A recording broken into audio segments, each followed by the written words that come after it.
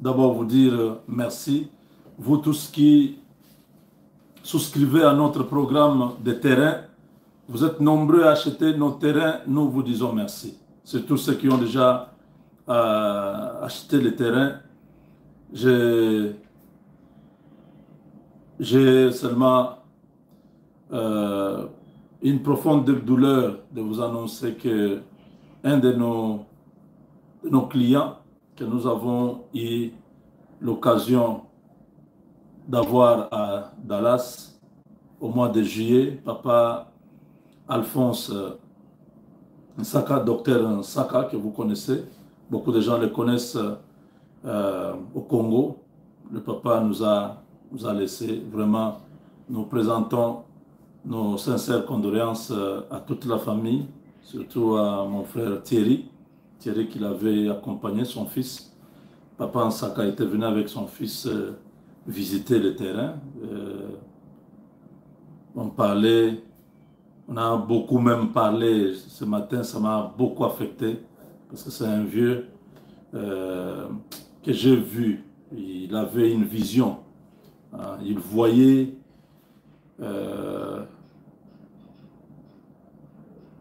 dans l'investissement, nous avons parlé. Nous avons même des images. Beaucoup de gens vont les reconnaître, ceux qui étaient avec nous dans cette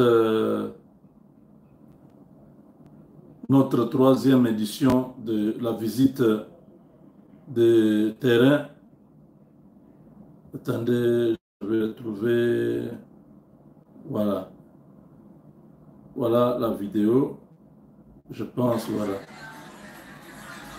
Voilà, le vieux est là. C'est un vieux, nous avons beaucoup parlé. J'étais très content d'être avec lui. Aïe, aïe, aïe, aïe, aïe. Vraiment,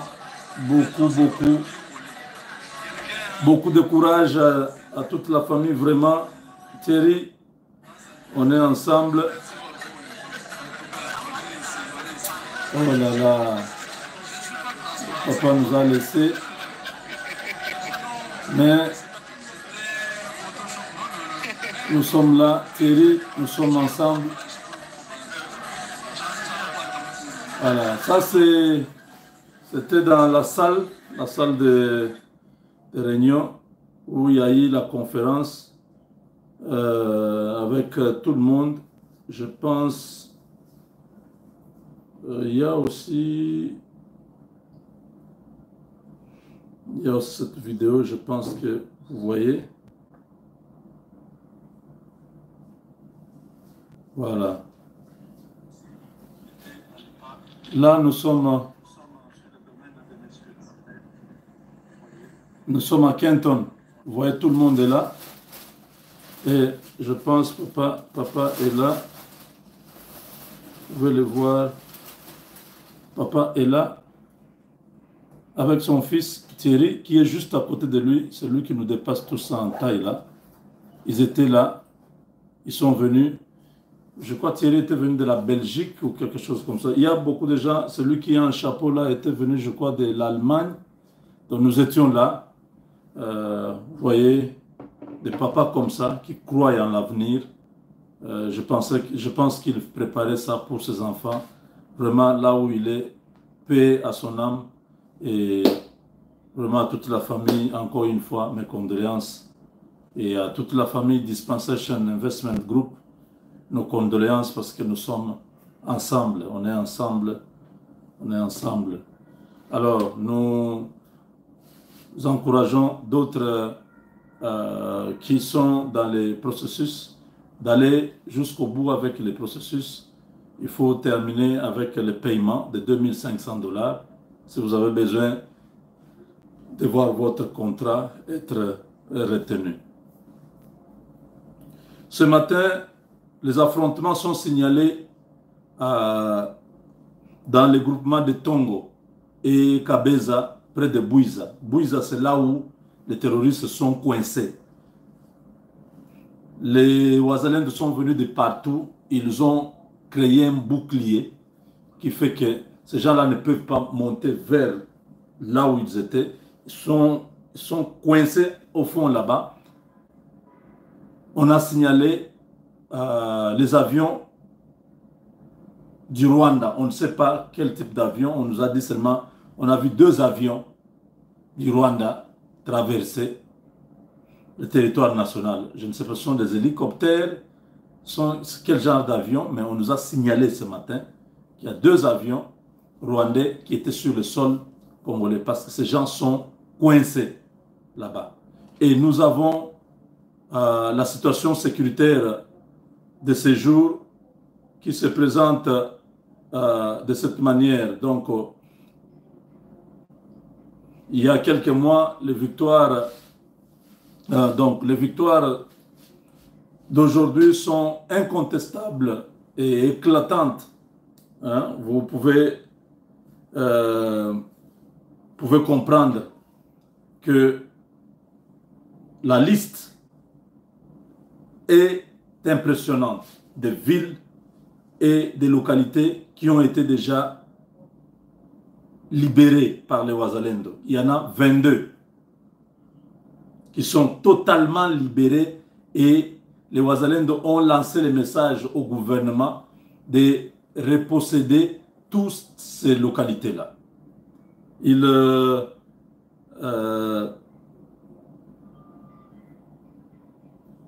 Il s'agit de Ntoro, Nyamitaba, Rusinga, Masisi, Kilolirwe, Busumba, Kirumba, Rugongwe, Kibarizo, Kafetaria, Kisangani, Kilumbo, Kalengera, Gatunda, Rugaragara, Gaimani, Rukumbo, Mihanga, Bisembe, Rugebeshe, Brazzaville ou Brazza et Kichanga. 22 localités.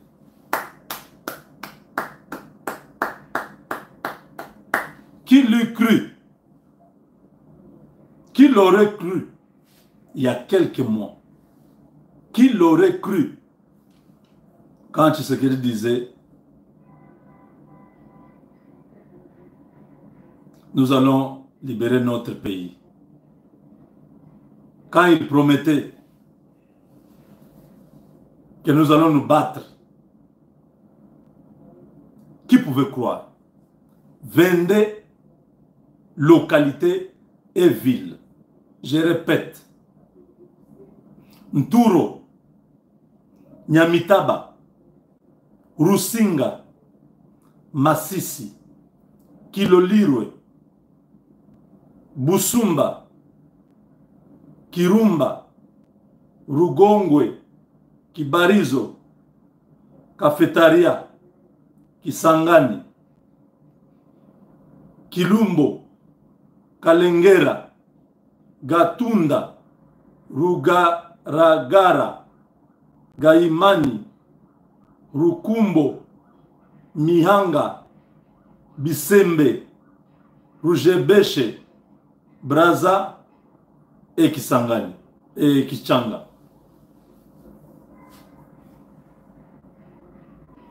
Depuis dimanche 1er octobre, frappe na frappe, 22 localités et villes. Donc la situation dans l'est de la RDC demeure tendue avec des combats violents opposant les groupes d'autodéfense appelés Wazalendo aux terroristes du M23 soutenus par le Rwanda. Cette situation a été au centre d'un briefing conjoint entre Patrick Muyaya, porte-parole du gouvernement congolais, et Madame Fifi Masuka, gouverneur de la province du Lualaba, qui s'est tenu le vendredi 6 octobre 2023 à Kolwezi. Interrogé par la possibilité d'une intervention des forces armées de la RDC pour déloger le M23 à la suite des succès remportés par les groupes d'autodéfense, Patrick Muyaya a rappelé la position du gouvernement congolais qui s'en tient au cessez-le-feu convenu, tout en soulignant que les compatriotes défendent défendant leur patrie ne pouvaient pas être qualifiés de forces négatives. Patrick Mouyaya, encore une fois, merci beaucoup. Nous avons besoin de gens comme vous. Dire ce qu'il faut dire, au lieu de se cacher, de chercher des formules. Non. Ouazalendo ne peut pas être force négative. Ça, c'est les autres qui nous font la guerre, qui veulent coller ça sur notre population. Ces gens sont chez eux. Ils ont pris. C'est comme un voleur qui entre dans votre maison. Vous attendez que le gouvernement vienne. Non. Vous prenez la machette pour vous défendre. Je m'étonne qu'EAC puisse s'interposer. En principe, même EAC doit être attaqué. On l'attaque parce qu'il crée l'obstruction à un peuple qui est victime d'une agression. EAC a été invité par le gouvernement. Ce n'est pas le gouvernement qui fait la guerre. Le gouvernement est en train d'observer le cessez-le-feu. Mais ça, c'est la population qui voit leurs enfants tués. Ce jeune qui vient de parler tout à l'heure, il dit quoi? Son père a été enterré vivant. Vous voulez que ces jeunes-là puissent écouter votre histoire bidon de cessez-le-feu?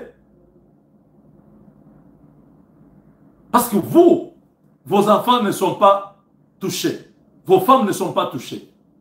Mais eux, ils sont victimes. Ils sont en train d'en souffrir dans la chair et dans leur peau. Quand M23 vient, vous, EAC, vous laissez ces M23 passer. Faire des victimes. Quand la population prend aussi tout ce qu'ils ont pour se défendre, vous leur dites, vous ne passez pas, il y a cessez-le-feu. Ils ne sont pas soumis à un cessez-le-feu. Ils ne sont pas l'armée gouvernementale. Donc, cette bêtise doit s'arrêter. Nous demandons au gouvernement congolais de faire en sorte que cette milice Tutsi puisse quitter notre territoire. Que ce soit les Ougandais, les Kenyans ou les Sud-Soudanais, ils doivent quitter notre territoire. Donc, il faut tenir compte des zones où ces opérations se déroulent. Ce sont des zones sous occupation. C'est pourquoi ces jeunes se battent pour se libérer. En conformité avec la feuille de route de Luanda que nous suivons depuis 2022, le gouvernement s'en tient au respect du cessez-le-feu et au processus que nous avons entamé, à réagir Patrick Mouyaya, ministre de la Communication et des Médias. Il a ajouté que les opérations en cours se déroulaient dans des zones sous occupation rebelle, conformément à la feuille de route de Luanda suivie par le gouvernement depuis 2022. Nous vous avons dit lors du dernier briefing à Lubumbashi qu'il y avait précisément des difficultés dans la mise en œuvre de certaines recommandations, notamment en ce qui concerne le rôle de la force régionale. Vous avez compris, la force régionale arrive au Congo, ils changent leur objectif. C'est ce que Patrick Mouyaya est en train de dire ici. Cela fait déjà plus d'un mois ou 2 mois que nous sommes bloqués en raison de l'attitude des terroristes. M23 a dénoncé ce membre du gouvernement de Sama Lukonde.